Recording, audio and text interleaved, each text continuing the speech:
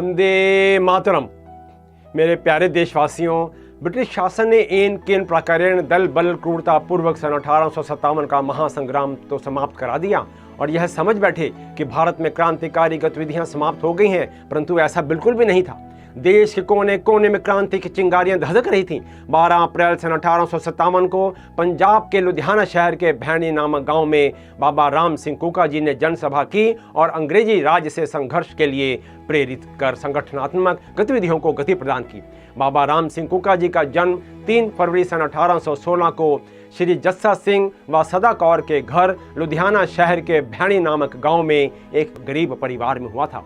21 वर्ष की अवस्था में लगभग सन 1836-37 में महाराजा रणजीत सिंह जी के तोपखाने में नौकरी की और सन 1839 में महाराजा रणजीत सिंह जी के देहावसान के पश्चात बाबा राम सिंह कूका भैणी आ गए और भजन बंदगी में समर्पित हो गए। कूका, यहाँ यह बताना समीचीन होगा कि बाबा राम सिंह जी जब प्रवचन करते, भजन करते तो उसमें तीव्रता होती, ऊंची ऊंची आवाज होती। इसीलिए पंजाब में इन्हें व इनके सहयोगों को नाम के आगे कूका कहकर पुकारा जाता था। महाराजा रणजीत सिंह जी के देहावसान के पश्चात जम्मू कश्मीर को हथियाने के लालच में राजा गुलाब सिंह व उनके साथियों ने अराजकता फैलाई, महाराजा के परिवार में हत्याएं करवाई इत्यादि दुखद घटनाक्रम ने बाबा राम सिंह कूका को झकझोर दिया और उन्होंने ब्रिटिश हुकूमत के विरुद्ध समाज को संगठित करने का प्रण किया कि 100 वर्ष की गुलामी से एक दिन की स्वतंत्रता बेहतर है। सन 1863 से ब्रिटिश शासन ने पंजाब के प्रत्येक जिले से वहां के डिप्टी कमिश्नर व पुलिस प्रमुख ने बाबा राम सिंह कूका की गतिविधियों पर पैनी नजर रखनी शुरू कर दी थी। बाबा राम सिंह कूका जी अंग्रेजी शिक्षा के बढ़ते प्रभाव से काफी चिंतित थे, क्योंकि अंग्रेजी स्कूलों में पढ़ने के कारण लोग धर्म परिवर्तन कर रहे थे। प्रसिद्ध इतिहासकार सरदार शमशेर सिंह अशोक जी ने लिखा है कि सन 1853 में पंजाब में मिशनरी स्कूल तथा 1858 में सरकारी स्कूल खुलने लगे। दोनों प्रकार के स्कूलों में ईसाई धर्म के प्रचार के लिए बाइबल जरूरी पढ़ाई जाने लगी। राष्ट्रीय भावना जागृत करने के लिए, धर्म की रक्षा के लिए सन 1870-71 से बाबा राम सिंह कूका जी ने असहयोग आंदोलन चलाया, यानी सरकारी नौकरी का बहिष्कार, सरकारी स्कूलों का बहिष्कार, सरकारी अदालतों का बहिष्कार, विदेशी कपड़ों का बहिष्कार, आत्मा के विरुद्ध कानून मानने से इनकार, डाकखानों का बहिष्कार, जो कि पूर्ण सफलता से अग्रसर हुआ। यहाँ यह बताना भी समीचीन होगा कि भारतीय राष्ट्रीय कांग्रेस पार्टी ने सन 1920-22 में जो असहयोग आंदोलन चलाया था, उसकी प्रेरणा बाबा राम सिंह कूका जी के असहयोग आंदोलन का ही प्रारूप था, जो उन्होंने 50 वर्ष पहले पंजाब में चलाई थी। बाबा राम सिंह कूका जी ने अंग्रेजों से भारत को मुक्त करने के लिए रूस देश से भी संपर्क स्थापित किया था। बाबा राम सिंह कूका का समाज में बढ़ता प्रभाव ब्रिटिश शासन को रास नहीं आ रहा था। अंग्रेज अपने मंसूबों पर उतर आए और फूट डालो राज करो नीति अपनाते हुए जानबूझकर षड्यंत्र के तहत अपने हित साधने के लिए मुसलमानों को खुली गोवध की आज्ञा दे दी, जिससे पंजाब के हर छोटे बड़े स्थान पर बूचड़खाने खुल गए, जिसने हिंदुओं और सिखों की धार्मिक भावनाओं को भड़काया, आहत व चोटिल किया। ब्रिटिश शासन ने इन अनर्थ कार्यों से बाबा राम सिंह कूका के अनुयायियों में प्रतिशोध की भावना भड़क उठी। पहले से ही वह अंग्रेजी सत्ता के खिलाफ थे और गोवध की खुली छूट से वह आग बबूला हो गए और कसाईयों की हत्या कर दी। कूके एकत्र हुए। पहले उन्होंने पंजाब के रायकोट में 3 कसाईयों को मौत के घाट उतारा। तत्पश्चात सन 1872 में लुधियाना जिले के मलौद किले पर आक्रमण कर दिया। झड़पें हुई। तत्पश्चात कूकों का दल मलौद से मलेरकोटला पहुंचा। 15 जनवरी सन 1872 को मलेरकोटला में घमासान युद्ध हुआ, जिसमें कोतवाल व 7 सिपाही मारे गए तथा 8 कूके भी शहीद हो गए। कूकों का दल आगे बढ़ गया और जंगल में सुस्ताने लगे।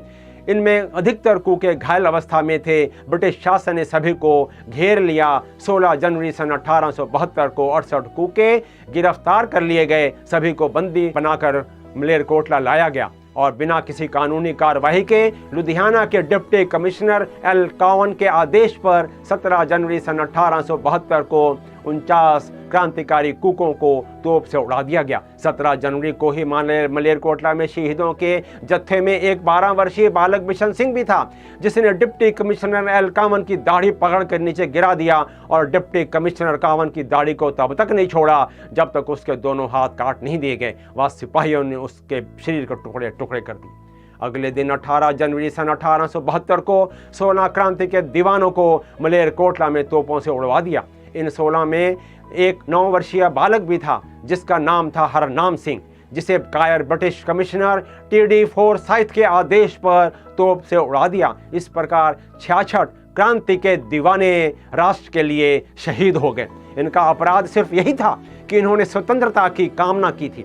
आज हम गोदी मीडिया का शोर सुनते हैं। मैं उन शोर करने वालों को कहना चाहता हूं, कान खोलकर सुन ले। स्वतंत्रता संग्राम में भारत के जिन चाटुकार चापलूसों ने ब्रिटिश हुकूमत की चाटुकारिता की, आज़ादी के दीवानों के रास्तों में कांटे बिछाए, अवरोध उत्पन्न किए, रुकावटें पैदा की, मुखबिरी की, जासूसी की, क्या उनके वंशजों को झकझोरने का आप में दमखम है, या सिर्फ झूठा शोर मचाकर भोली भाली जनता को गुमराह करते हैं, वह विश्व में भारत की छवि धूमिल करने का कुटिल प्रयास करते हैं। ब्रिटिश शाह हुकूमत के चाटुकार भारतीय अखबार भी बाबा राम सिंह कूका के विरोध में एक स्वर में बोलते थे।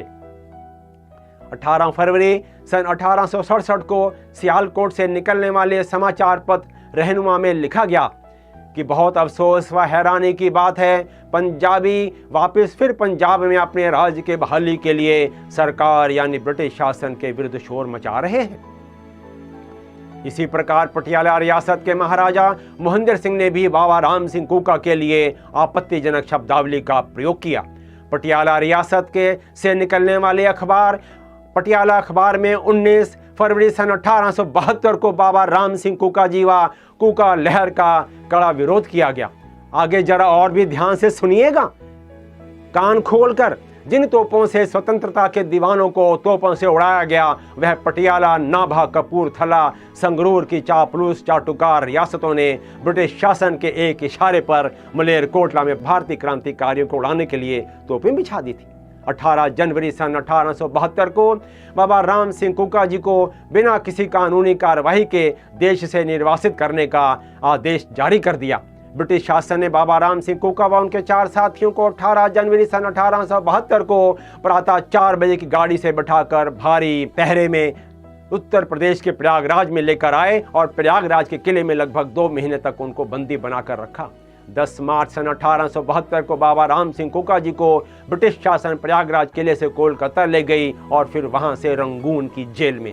देश का महान विचारक, क्रांतिकारी, असहयोग आंदोलन का पथ प्रदर्शक रंगून की जेल में 29 नवंबर सन 1885 को भारत को हमेशा के लिए अलविदा कह गए। शत शत नमन करते हैं शहीद बाबा राम सिंह कूका जी को, उनके अद्वितीय क्रांतिकारी विचारों को, सफल असहयोग आंदोलन को। इस अवसर पर साहब श्री गुरु गोबिंद सिंह जी की रचना की कुछ पंक्तियां याद आती हैं। देह शिवा बर मोह इहे शुभ कर्मन ते कब हूँ न डरो, देह शिवा बर मोह इहे शुभ कर्मन ते कब हूँ न डरो, न डरो और स्यों जब जाए लड़ो, निश्चय कर अपनी जीत करो, और सिख हूँ अपने ही मन को यह लालच हाँ गुणताओं उच्चर, जब आव की औध निधान बने अत हिरण में तब जूझ मरो, जब आव की औध निधान बने अत हिरण में तब जूझ मरो, अत हिरण में तब जूझ मरो, अत हिरण में तब जूझ मरो। मेरे प्यारे दोस्तों, देशवासियों, मैं आशा करता हूं कि आपको मेरा यह एपिसोड अवश्य पसंद आया होगा। कृपया इसे लाइक करें, शेयर करें, सब्सक्राइब करें, इस इतिहास को जन जन तक पहुंचाने में मेरी मदद करें। मैं आपका आभारी रहूंगा और मैं आपके सुझावों की प्रतीक्षा भी करूंगा। जय हिंद।